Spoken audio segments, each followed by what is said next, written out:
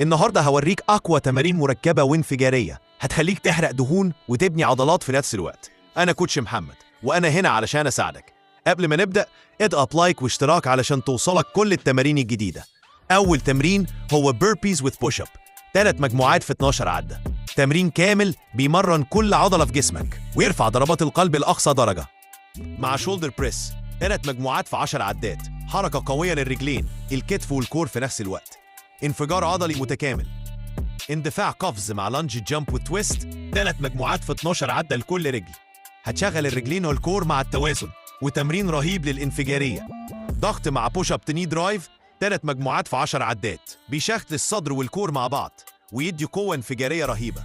جرب التمارين دي دلوقتي وقول لي في الكومنتات قدرت تكمل ولا لأ، وما تنساش اللايك والاشتراك علشان توصلك أقوى التحديات الجاية.